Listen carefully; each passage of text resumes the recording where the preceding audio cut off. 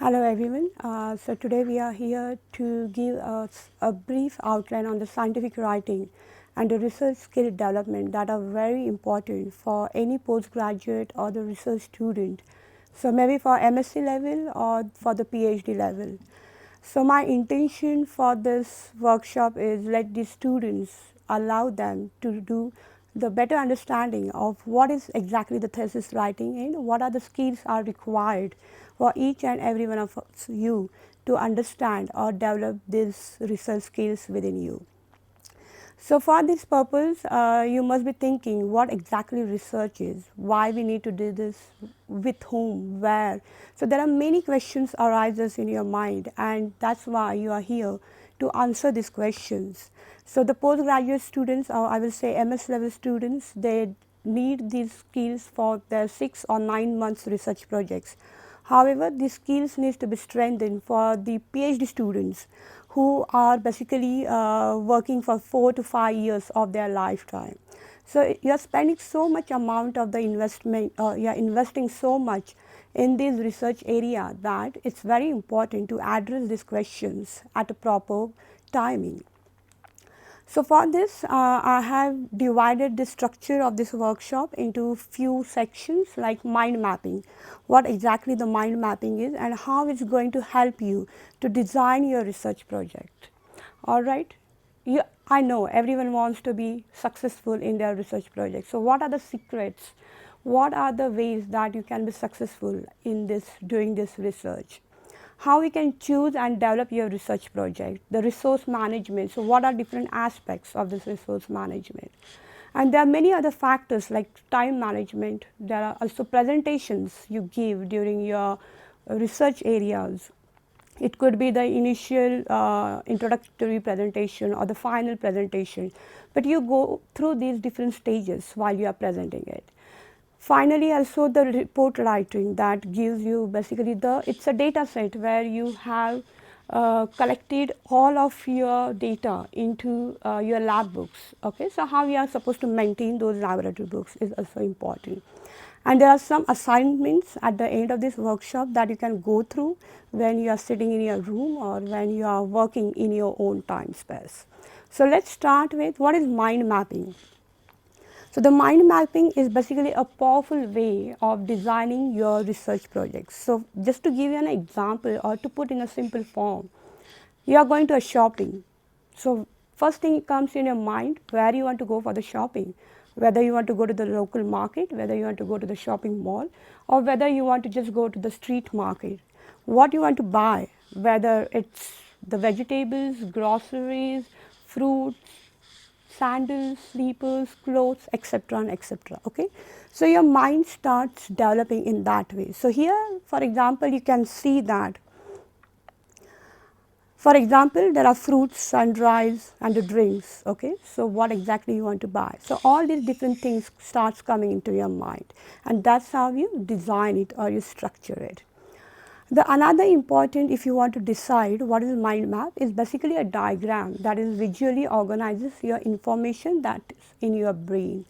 And this concept was basically popularized by a psychiatrist, or you can say a psychologist called Tony Buzan. And it's not a very new concept, it's been followed for many years and years, and that has definitely helped students, not only students, but different sectors of these life to develop these maps. So the mind mapping is a highly effective way of getting information in and out of your brain. So what you are thinking and what's coming out from your brain. So that is important here. So there are 5 essential characteristics of the mind mapping. So what you can say is the branch. As you can see in this presentation, there is a main idea that you want to do a research. But then it starts thinking in which area I want to research, what are my interests, under whom I am going to do my research, and what's going to be my topic, how it's going to take the, how it's going to proceed. Okay, so these are different aspects that comes into your mind. So why they are important, why they have been so popularized? Because it allows you to brainstorm, so individually as well as within a group. It summarizes the information that what exactly you are planning to do, and it also allows you to take the notes while you are organizing these things. Organizing and planning the project, consolidating the information from different research sources, thinking through the complex problem to allow it to be more simplifier, presenting the information in the format, okay, that is generally required to structure your presentation, and then studying and memorizing this information. So, here is just an outline that when you are thinking of doing a research, what comes in your mind is basically these areas, like the history, why I want to do it, what is the background of this project, what are the which are the expertise are present in this area that have done earlier research, and how I can take it follow on, how I can follow on this expertise.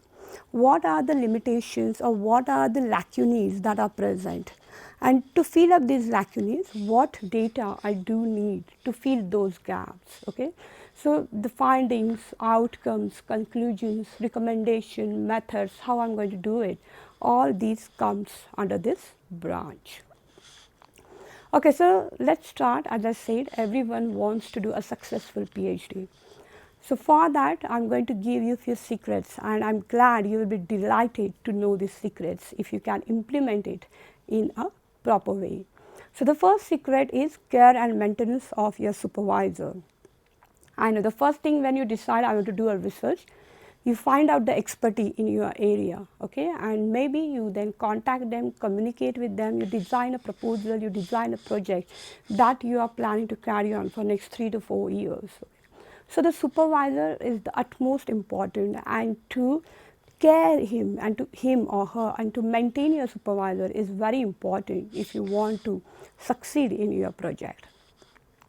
So it's your job to make sure you get the supervisor you need. So okay, so as I said, you communicate with him, you contact with him, you design your project proposal, what are the things, and be supportive or be willing to share your ideas with each other. Supervisors are invariably busy, that is the true fact. So that's the reason you need to communicate them so frequently, or you need to design a timeline or a schedule or time frame, so that you can tell to your supervisor that we can have the regular meetings like in a once in a week or twice in a month or once in a fortnight. Okay, so accordingly you can have appointments with your supervisors. You can decide at what time your supervisor is free, and once you are free, once you decide that appointed meeting, then you can discuss all the work that you have done earlier and what you are proposing in your future. So I would suggest regular meetings with a simple agenda where you discuss the work you have done, the issues as well that you are facing through this work are very important to talk or very important to discuss with your supervisor. The next secret is write and show as you go. I have met many candidates, many research candidates. What they think is that the research, I'm just going to finish my lab work, or I'm just going to complete my work, which is practical work, and then thesis writing, which is the most crucial part, I'm going to do it later. Because I know writing is most difficult than doing a practical work, and that's why you're a bit scared, you're a bit afraid that I will, or you try to skipping it at the latter phase of your research. But I will never ever recommend that, and that's going to be an important secret, that you start writing as you go. So you can start with writing just a single line or maybe a single paragraph, single page, and then you can improve on writing 2 pages, 3 pages, 4 pages. Okay, and once you have done that, when you have scheduled meetings with your supervisors, you can show that to him, and you can get a regular feedback on what you have written from your supervisor. So in that way, it's going to help you to reduce your stress during your PhD or during your research candidature. The next way or the secret is be realistic with the time management. Time is very important factor.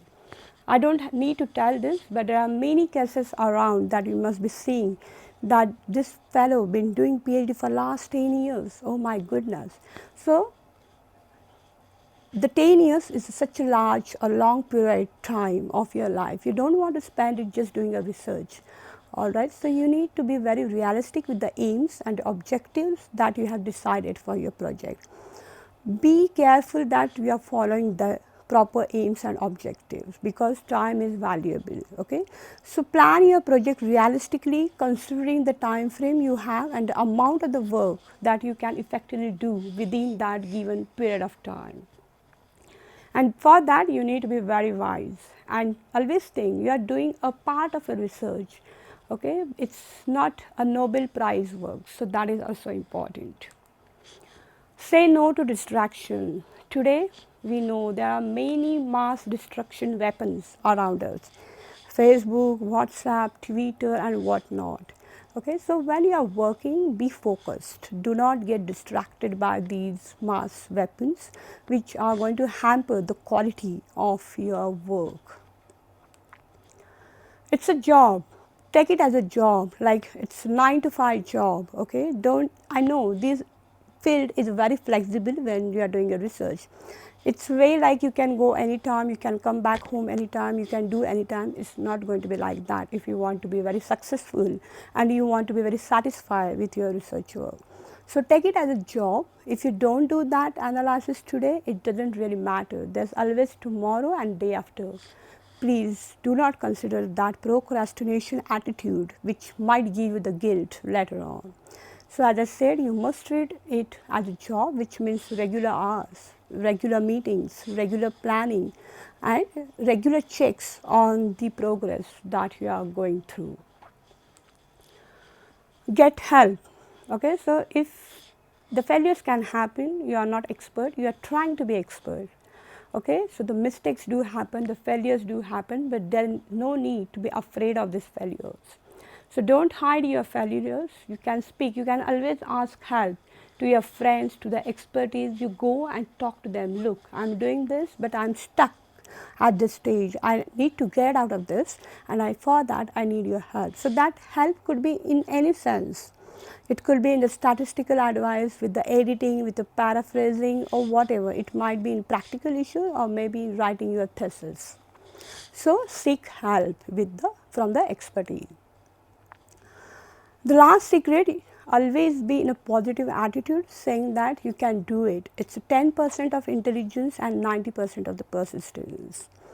Because everyone thinks that I'm not that clever enough to do the PhD, okay, but that's a very wrong mentality. It doesn't depend upon the intelligence. As I said, it's only 10% of intelligence is working in your research. It's the way that you persistently keep doing the research is important. You get failed, just step up and do it again. Find out the reasons why you are failing, find out the ways to get out of it, and get the expertise help, as I said earlier. Okay, of course you need the intelligence, but that's not enough. So there they are not secrets anymore, because I have already told you these secrets I did follow, and I find it very satisfactory when you submit your PhD thesis to be happy and to live your life guilt free. All right, so after that, as I said, the first thing comes in your mind: what area or what research expertise or the topic should I choose for my PhD?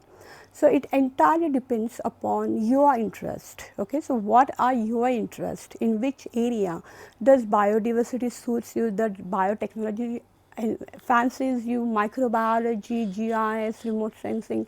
So whatever things that fancy you and you are interested and very desperate to do that research, follow your gut feeling. Okay, so first thing is identify an interesting topic.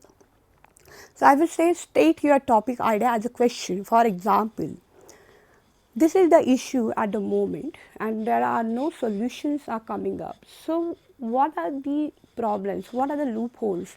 Or what solution I can give forward? Okay, so for example, if you are interested in finding out about the title or the women athletes in the college athletic programs, you might pose the question, how did the title XYZ impact the women athletics in the college athletic program? So this is just an example, but you can think of the areas or your topics that interest you, that what needs to be developed or what needs to come out, what solution needs to be given.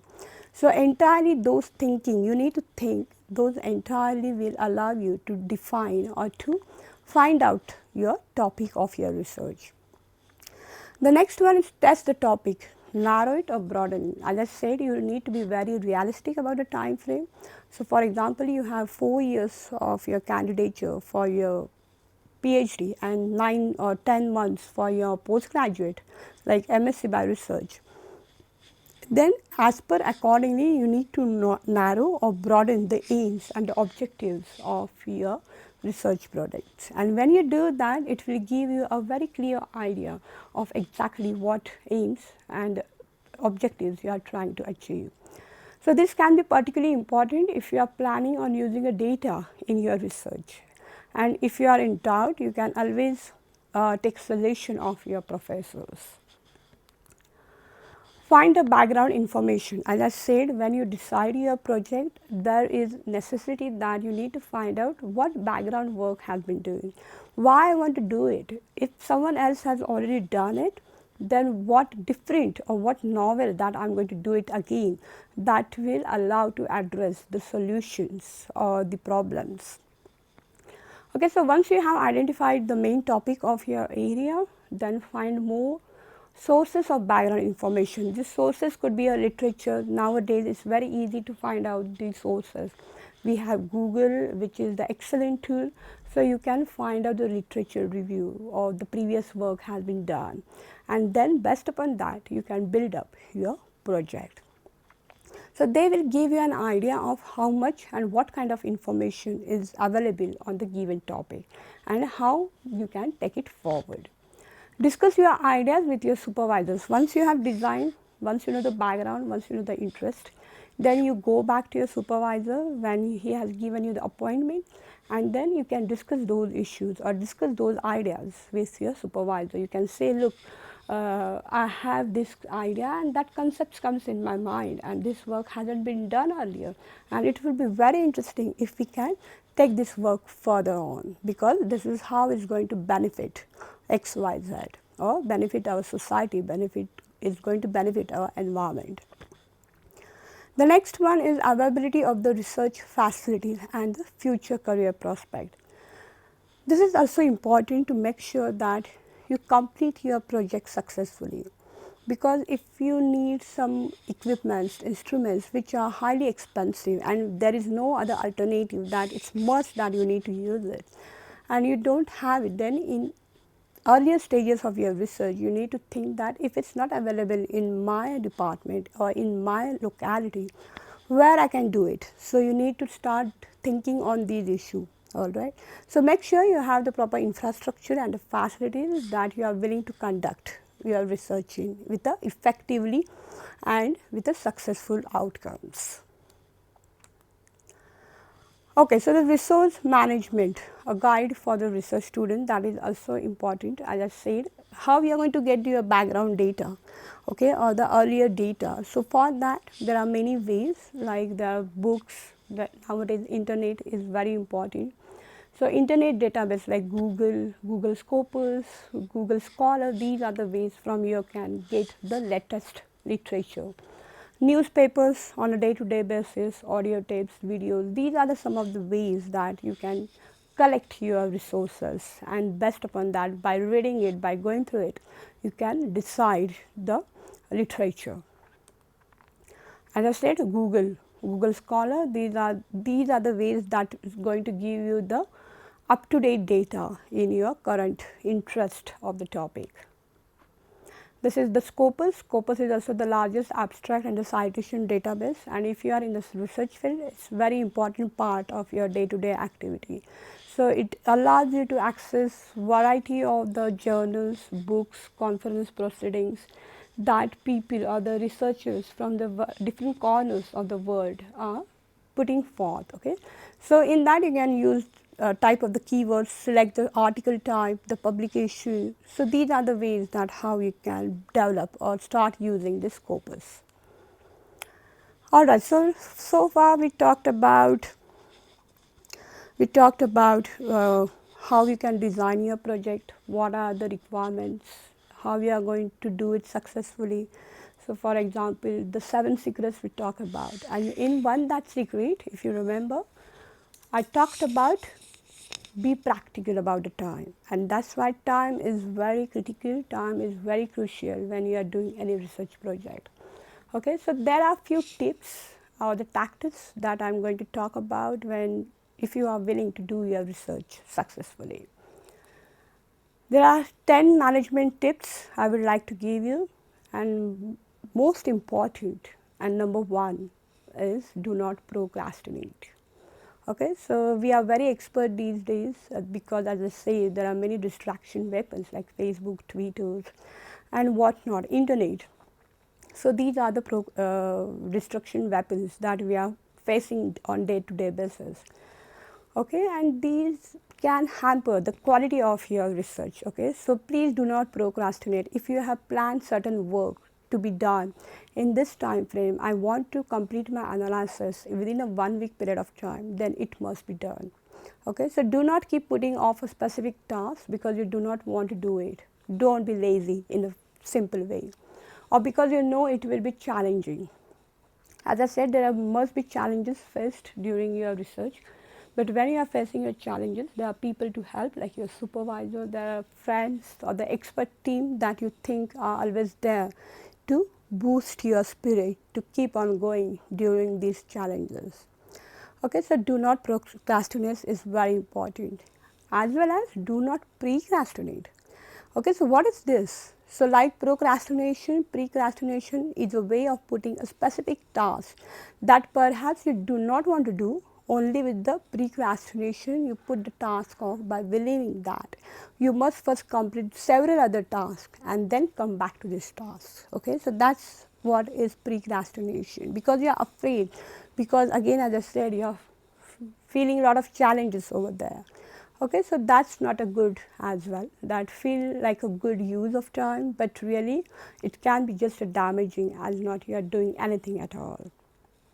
So give the priority based upon their importance. Do not overcommit. Okay, so nowadays life is very difficult. We have many responsibilities at a very young ages.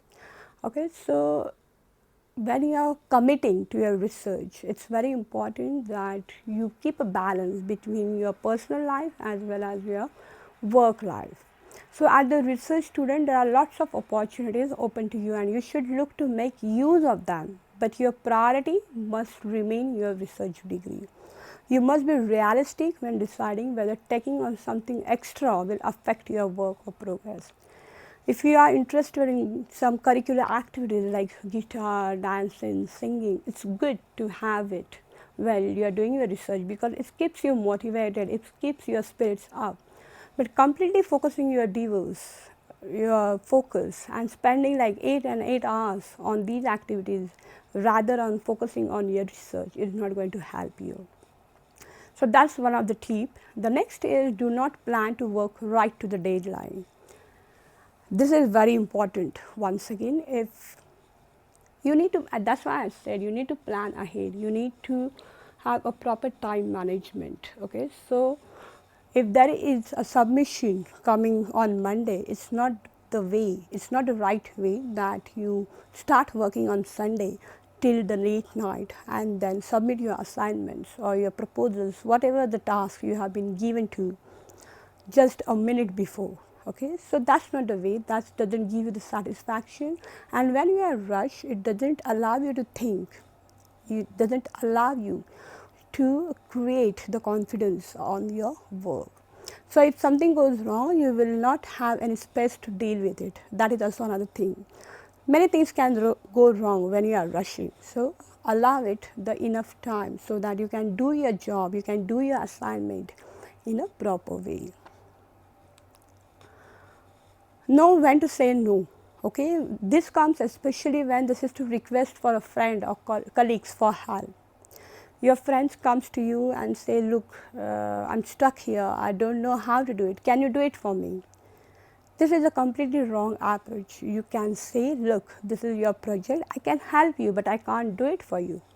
all right. So I can spare some time for you to explain to that how it needs to be done, but it's not the way that I can do it for you. So again, you need to say no when it's important, because your project, your time is also valuable. Allocate a proper workspace. If you are finding that you are not being as productive as you need to be, consider whether your regular workspace might be a part of the problem. Okay? For example, you need the air conditioned laboratory where there are many equipments, they are generating a lot of heat and you are not being equipped with the air conditioning. All right. So this is not a proper workspace, because you cannot work under such a heat, you cannot work, you cannot think. All right. So you can request, look, this is the way I need to be working into this lab facilities, and the fitting of the air condition is very important over there. All right. So can you please do it? It's just one of the example, but it can be the same situation when you want few instruments, few equipments, consumables or any other thing that are important for you, but they are not available there for you. Then it's your job to request it and make sure it's been done. Okay, so do not feel uncomfortable, do not get distracted in the workplace, because that workplace is going to be your temple till the time you finish your research work. Balancing your personal and professional life. As I said, these days lifestyle is very hectic, it's moving so fast, and that's why it becomes very important that you maintain personal balance in your personal and professional life. When I'm talking about the professional life, at this moment I'm talking about the research project or the work that you are doing now. So your family, friends are at the other side, and your research is at the other side. Okay, so that's why it's very important that you concentrate, you have a focus on your work and as well as on your personal life. Keep up to date with the recent research tools. So do not waste time trying to figure out how you track down things in the libraries. So there are so many advances, or the day or the time is advancing on a day-to-day basis. There are many new things are coming up. If you are working in a science field, there are many new techniques, there are new different developments are happening. So it's very important that you keep up to date with those new upcoming tools, so that might be of help to you. For example, if you are working in a science field or if you are writing a thesis, it's important for you to know that how to manage your references. So there are many different software tools like reference manager, EndNote and other things. So you should be able to know what are these techniques and how I can use it, what are the developments are happening there. So that is definitely going to help you to keep yourself up to date with the current advancement, and that will definitely help you to build up on your research skills. Always back up your research files. It's very important, because I don't want any one of you saying that at the end of 4th year you have lost your data, a very crucial data, and that can happen if you are not careful about backing up your research files. So you are working in your office, you are working in your research lab, you are working at home. So there are different locations that you can use to save or back up your research files or the data or the huge data. All right, so this is very important. Do not waste time trying to work with a poor filing system or replacing work that is lost because you never created a backup copy. All right, the IT people are there to help you, but it might be within their reach, it might not be within their reach to help you in certain cases. So you have to take the whole responsibility of backing up your research files. Now prioritize your work. As I said, when you are maintaining balance, you need to give a prioritization to your professional as well as your personal life. So to be able to prioritize these individual tasks and the activities that make up your workload. So you must be able to evaluate how important any task is as well. So that prioritization of your aims, of your objectives when you are trying to keep the deadlines are very important, and it's very important to make it up to yourself. Okay, as I said earlier, the research part is not the only thing that you are doing. Okay, so there are many instances come, or there are many time frame comes when you are allowed or when you are asked to do a presentation, okay? And there are definitely some important skills that you need to follow or that you need to maintain when you are presenting it, okay? So, I am just going to talk about it a little bit. So, for example, now here I am presenting myself in front of you, okay? So, what the first thing comes, that how confident I am, how I am presenting it, okay? So, these are the aspects which will allow the speaker to understand as well as the audience will make out of it. Now, there has been one we can say from this graph, you can see that there has been study being done, and it says that the speaker's impact, for example, when you are talking, you are presenting, the 55% depends upon how you look rather than how you sound, which is like 38%, and very minimal to what you say, okay? So, whatever I am saying now, it might be less important to some of you than who might be observing me, how I look, okay? So, these are the ways, these are the different factors which allows or which tells the presentation skills, okay? So, the way audience receives your message is basically based upon these factors. Okay, so there are 6 essential elements for an effective speech that I am going to tell you now, and I want you to implement it while you are presenting your research in front of the committee or in front of your supervisors or the group. The first thing is, of course, you need to be prepared. Okay, so that preparedness also is very important. That, for example, there are different stages during your research, like you give introductory presentation, you give the mid progress seminars, as well as you give the final seminars. All right, so there are different stages, or you might be presenting in the conference, you might be presenting in the seminars. So any of these types of the presentation, you need to be prepared. So what topic is of your presentation, that's very important, okay? How long you are going to talk about. If you are given 10 minutes for the presentation and you are talking for an hour, that's not going to work, okay? So as a general rule, you should spend about 30 hours of the preparation and also the rehearsal. Now, this preparation time can vary based upon how important or how long is your presentation going to be. So, while practicing, you can use a tape, or you can use the videotaping yourself, or you can simply stand in front of the mirror while you are giving a talk. So, you can judge yourself and you can have an accurate picture of how you speak. Okay. So, besides that, the next step is check for all grammatical errors as well as the spell checks. No matter how your presentation sound, but if there are many simple, easy mistakes on your presentation slides, it's completely ruin your image. So make sure your slides are foolproof. If there are any grammatical errors, spelling checks, minor details like that needs to be confirmed before you present it. Stay relaxed and follow the time. Okay, I know it becomes very scary if you are presenting it for the first time, but that's the reason why I said you need to practice it in front of the mirror, or you do your own recording, so that will allow you to show that how you are presenting it. Okay, so while presenting, if you are presenting it for the first time, just stay relaxed, take a deep breath if you want to, and then just start on. Also focus on your message. Okay, so when it's like what type of the message you are delivering, and not the audience. Use gestures including the walking pattern, okay, like how I am walking now, I am using my hand movements, but even these hand movements needs to be limited. It's not like this one and that one, you are running or you are speeding your walking speed.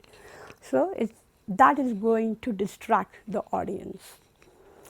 Practice the opening of your speech and plan exactly how you will state. The audience will judge you in the first 30 seconds that they see you.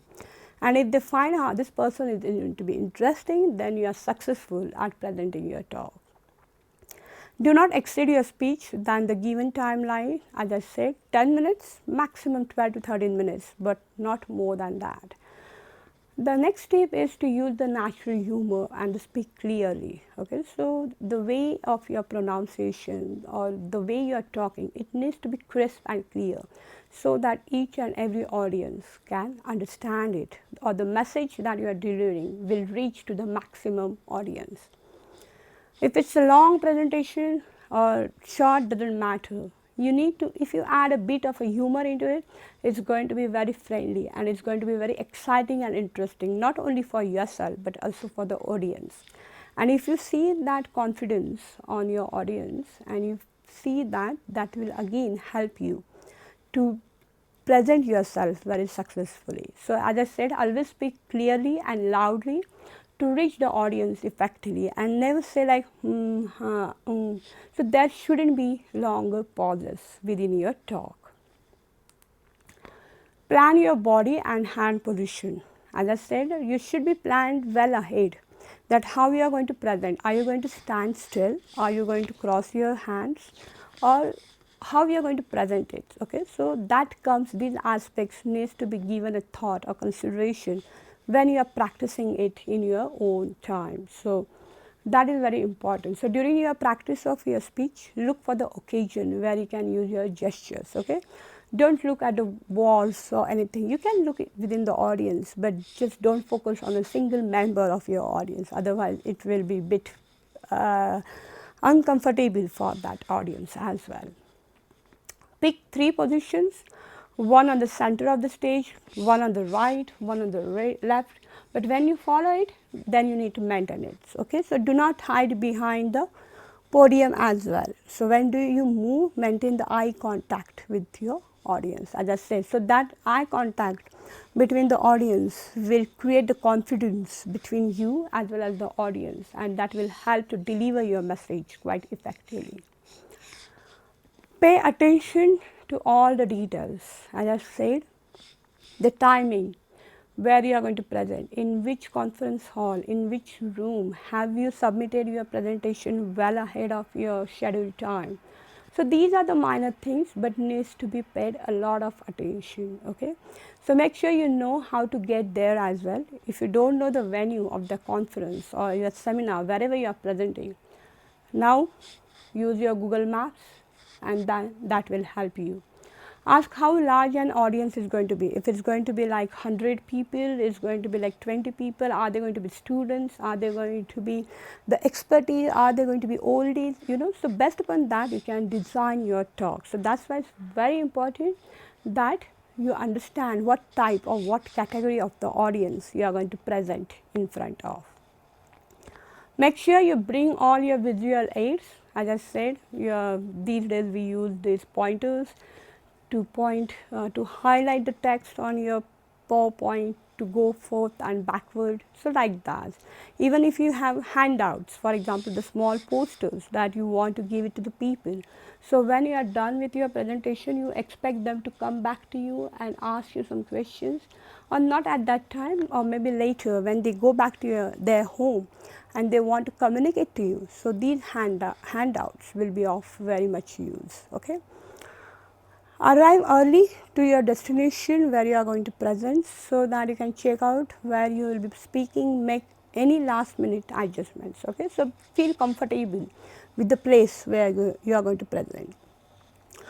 The last one is very important, that you pay attention to even smallest detail. As I said, spelling mistake, titles, headlines, their font size, their color, how they look, do they look catchy, even the figures or anything that you have added into it. Okay. Remember, he who fails to plan is planning for the failure. Okay, so that's the message. Alright guys, so we talked a lot about here, like different aspects.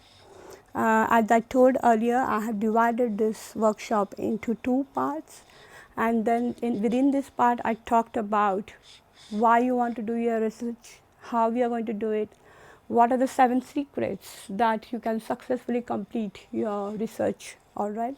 We also talked about managing your supervisor, managing or balancing your personal and the professional life when you are doing your research. What are the skills that are very necessary or very important while you are presenting or while you are delivering a talk based on your researches. So, what are the ways, what are the different factors that you need to consider when you are doing all these things, which are definitely going to help you to build up your skills. So, now we'll stop here, and in the next session, what we are going to talk about are the things like how you are going to maintain your laboratory books, as well as what are different aspects of the thesis, okay, how to write exactly a thesis, as well as how to write a paper or a journal article. Okay, so what are different modules, different components of this? We'll be talking about it in the later section. Thank you so much.